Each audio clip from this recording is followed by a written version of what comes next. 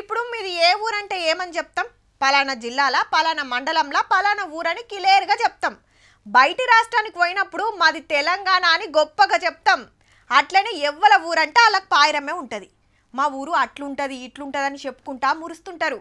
కానీ ఓ ఊరోళ్ళు మాత్రం అలా ఊరు పేరు చెప్పమంటే వెనక ముందాడుతురుల్లా.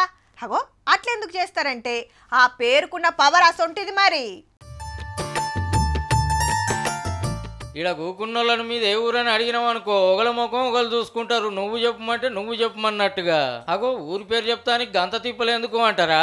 సిద్దిపేట జిల్లాలో ఉండే ఈ ఊరి పేరు దొంగల ధర్మారం. ఏ ఊరి పేరుకైనా వెనకాల ఏదో ఓ కథ ఉంటది. అట్లనే ఈళ్ళ ఊరికి సుతున్నది. అప్పట్లో సౌడు భూముల్లో పంటలు పండక కరువుకు అడ్డాలు ఎక్కువ ఉండేనట. తిండికి తిప్పలైతుండే వరకు ఏం చేయాలనో తోయక చిన్న చిన్న దొంగతనాలు చేసి ఇళ్ళెల్లా తీసుకునేదట. అప్పటికెళ్ళి ఊరి పేరు దొంగల ధర్మారం అని పేరు పోయింది. ఏడ దొంగతనం జరిగినా ఈ ఊరి పేరే వచ్చేదట.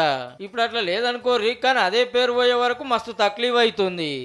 దొంగల ధర్మారం గ్రామం అంటే పిల్లనిచ్చే పరిస్థితి కూడా లేదు. ఎక్కడ శుభకార్యాలు పోయి మేము మీది ఏ ఊరు అని చెప్తే దొంగల ధర్మానికి ఇచ్చిన పరిస్థితులు ఉన్నాయి. చెల్ మా ఊరి పేరు చెప్పుకుంటానికి మాకే నాదాని అనిపిస్తుంది. పేరు మార్చురని ఎన్ని మాటల లీడర్లు ఆఫీసర్లను అడిగినా చేద్దాం చూద్దాం అనుడు తప్ప మార్చింది లేదు.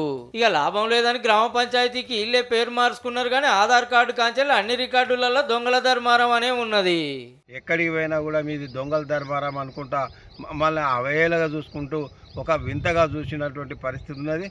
వెంటనే ఈ దొంగల ధర్మారం అనే రికార్డును తొలగించాలి. ఊరి పేరు చెప్తేనే ఎవ్వరు దగ్గరికి రానిచ్చే పరిస్థితి లేకుంటున్నది. మా ఊరి పేరు మార్చాలి అని కోరుతున్నారు అంతా. అప్పట్లో వరంగల్ జిల్లాలో ఊరికి సుతి ఇట్లనే ఉంటే పాత పేర్లున్న దొంగల అని తీసేసి ప్రగతి అని పెట్టిర్రు.